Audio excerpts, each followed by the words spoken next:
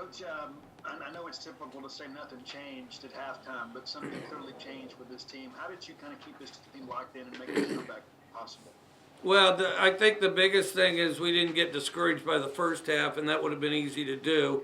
And so I was proud of our guys that they didn't get discouraged. We stuck together, hung together coming out the second half. I thought that the biggest thing is we played better. That first half, I thought we played kind of tentative. We kind of played not to lose, sort of, but then as we played aggressively. Of course, we executed better. I think, I mean, as simple and odd as it sounds, we just played faster. I'm not talking like hurry on the ball faster. There was probably a little of that, but the biggest thing, we just played. We got lined up faster. We got lined up ready to play. And sometimes guys, they'll get lined up, and if they have too much to think about, I don't think they need to be doing a lot of thinking, because we already did all that practice, and everybody knows their job. So line up and do your job fast, because that's why everybody's got a job, is to attack the other guy with their job. And I thought we did that the second half. And I thought we could have the first half. We didn't. And then of course Auburn got some explosives, and one guy I'd like to meet. I think he was number 5 or somebody. That guy was, just tore it up. Anything near him, And then, but anyway, they were really hot too the first half. Just even like we're scored on some plays that we had pretty well defended, and then you just got to wait for them to cool off, and eventually they did. I thought they still played well, but they cooled off from that streak in the middle of the first half where everything they touched. Everything. It was unbelievable. There was a touchdown in the end zone that you just throw it there. That guy will get it and he'll score.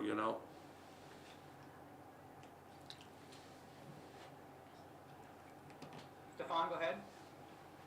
Mike, in the Louisiana Tech game, you kind of called out your team for quitting when you guys had the 20-point deficit. What is it about this team now that, when they're faced a 25-point deficit, they don't kind of shy away? I think practice, as odd as it sounds, just practice. We've done it a couple times. We've gained some experience from what it's like when you do battle back and what it's like when you don't. And so I was very proud of the effort there, and I was proud that there weren't a bunch of guys looking for the door and trying to act like it didn't matter very much and going through the motions, all that, back in the good old days. And this is way before me, the losers limp or any of that. We didn't do any of that. And I thought at halftime it was very important to get on track. Really just mentally. It wasn't anything, dramatic X and O changes or anything. Just mentally, I thought as a team we got on track. Theo, go ahead. For Will Rogers to do what he did, 6 touchdowns, no picks, that great second half, how big is that as a sophomore, who you said was a young quarterback coming into this year with not much experience? That was big. It was real big. And he needs to start throwing as well in the first half as he does the second half. Andy, go ahead. What do you think kind of changed first half to second half for Will Rogers that it kind of allowed him to erupt in that second half? I think it's the same thing. I think he had more help. He could help himself a little the first half. I thought he kind of sprayed the ball. I don't think he, just antsy, frantic, feet all over the place. I think he threw the ball better the second half, but he also had more help. I thought we protected him better. I thought the receivers got separation, caught the ball better, and I thought that, so then, it helped compound things for us to the positive. And, but I thought he played better the second half too. I thought our team was very much the same, kind of both halves, the very concerned, medium frantic, play not to lose, let's play to not screw up, as opposed to, well, now we have nothing to lose, and You know, just played hard, played fast, and it looked like Tuesday practice, and that's what you want it to. Go ahead, John. Mike, do you think your guys had kind of a sour taste in their mouth after that Arkansas game? And do you think the Arkansas result kind of triggered a chip on your players' shoulders for this one? Well, I hope so. I hope so.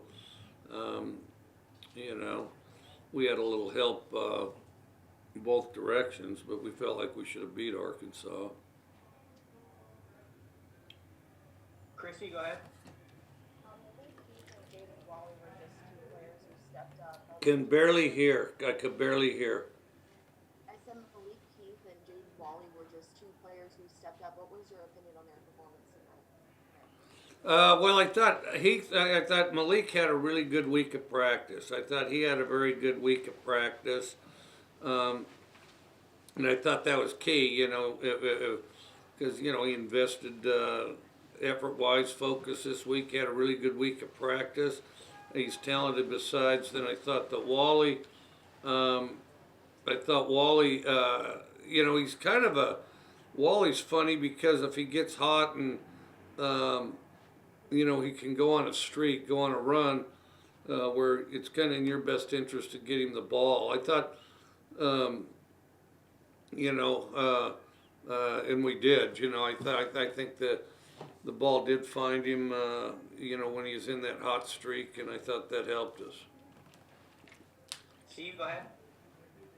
It seems like every week a different running back kind of takes the lead. It seemed like Dylan had a lot of success with the cutbacks today and ripped off a couple of, I guess, 3 plays, 18 yards or more. What did you see from him today, and why was he so successful? I think some with the offensive line for sure, but I also thought he ran extremely tough, ran extremely hard, was very tough to tackle, Stefan, go ahead. You mentioned the success that Auburn's offense had in the first half. What do you feel your defensive unit did in the second half to kind of settle them down? You know, we're just kind of letting a guy go free, not really affecting the quarterback. Their running back does a great job as far as you know, after first contact, and it's the darndest thing. I don't know who the best running back in the league is, but he might be. Not a real big guy, you know, strong as an ant. And then let's see what he did.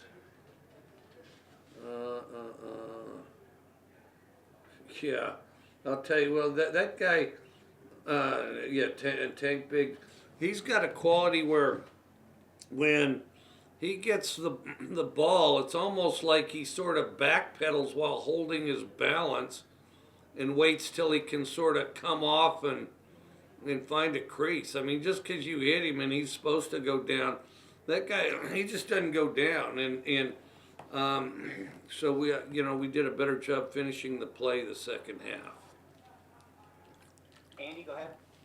And Mike, you guys reached 6 wins, bowl eligible. Just what does that mean for this program in your second season to be bowl eligible again, reaching the postseason? That's good. You know, I thought we could have been earlier, but we are this week, so that's a good one. You know, and I think we all look forward to going to a bowl. And then the other thing is, you know, it's really valuable, especially if you're as young as we are. You get several extra practices. Steve, go ahead. Coach, a couple plays away from being 5-0 on the road. How do you keep this team so focused where these big environments don't affect their play?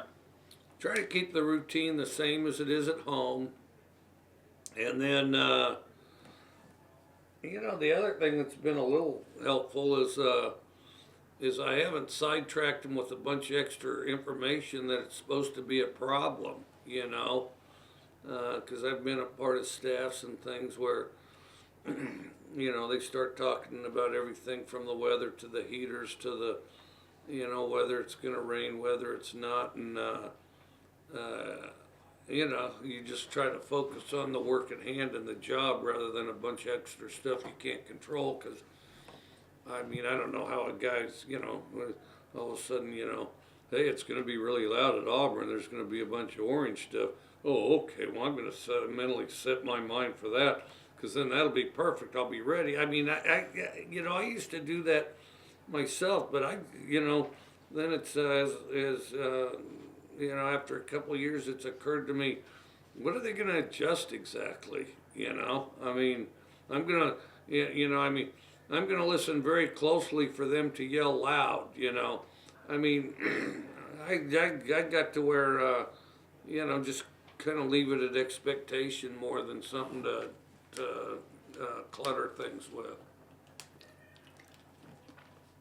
We're gonna wrap things up with John. Mike, is off the top of your head, is this the biggest comeback that you've ever been a part of, and kind of where does it rank for you in terms of comebacks that you've had in your career?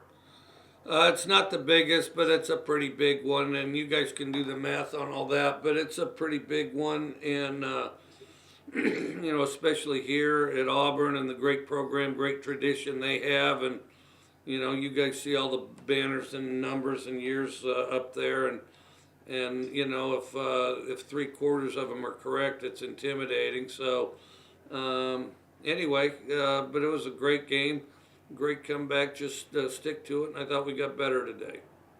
And a quick follow-up to that, how does Mike Leach celebrate a win like that? What are you going to be doing tonight to celebrate a big victory for you in this program? I'm going to get on a bus, and I'm going to ride for 4 hours to Starkville, Mississippi. Now, okay, the bus, it'll be with friends and good people and coaches and teammates. So that part will be outstanding. However, now those of you that have never been to Starkville, Mississippi, you don't even remotely have the fragment of an idea what you're missing, what Starkville, Mississippi will be like tonight. Now, it does take 4 hours to get there, and I will try to fill my time with everything from, well, I might have a Chick-fil-A sandwich. I might even, those peanut butter and jelly sandwiches that they press them together and throw them in a little plastic bag. I might have 1 or 2 of those because I got up early this morning, so I didn't eat much. So I might eat that. And then somewhere in that 4 hours, providing the Wi-Fi works, which I have some doubts, and then I'll try to watch this entire game, evaluate it, and get kind of a head start on the next one. Because, if you think this was a thriller, we got a big one next week, and we're looking forward to that one. Appreciate it, Coach. Thank you.